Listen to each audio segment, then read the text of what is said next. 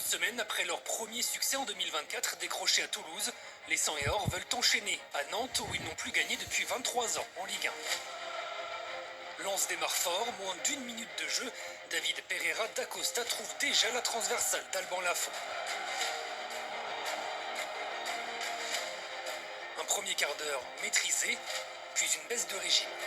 Après, ils ont installé leur jeu avec beaucoup de jeux vers l'avant qui nous a posé des problèmes dans notre dos.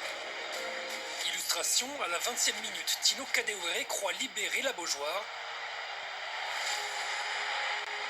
Mais l'attaquant était hors jeu de quelques centimètres. On a pris l'initiative d'aller chercher haut, mais ça nous a aidé beaucoup. Là, je pense qu'on est bien dans le match.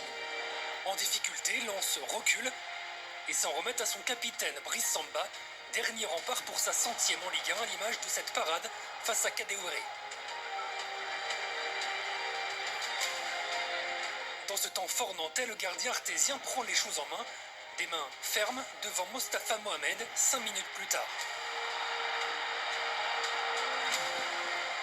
Il a fait un grand match aujourd'hui. Il nous a permis de rester dans le match. Infranchissable, l'international français écœure les Canaries. Point d'orgue de ses 10 minutes de grâce, un réflexe extraordinaire sur sa ligne pour éviter un but contre son camp de Ruben Aguilar. Il a fait du très bon travail.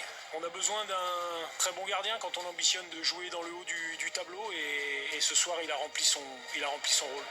Dominé, Lens plie sans rompre grâce à Samba, mais doit montrer un autre visage. C'est vrai que le coach nous a mis une soufflante à la mi-temps, qu'il fallait repartir de plus belle. Il y a eu des mises au point qui ont été faites à la mi-temps par le coach et ça a permis de remettre de l'intensité dans cette seconde mi-temps et de réajuster tactiquement certaines choses. Recadrage efficace, dès la reprise, Pereira d'Acosta fait la différence. Je pars un peu de loin, je fais l'appel en profondeur, j'ai vu qu'il y avait un peu d'espace et je vois Facundo qui me la met, le contrôle qui permet d'éliminer les défenseurs et je face au gardien et j'hésite pas à croiser. Deuxième but cette saison pour le Portugais, une semaine après avoir ouvert son compteur à Toulouse.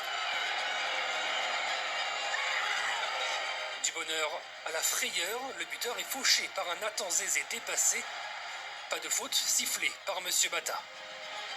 Pour moi, c'est un grand étonnement parce que je pense que ça peut finir avec une jambe cassée.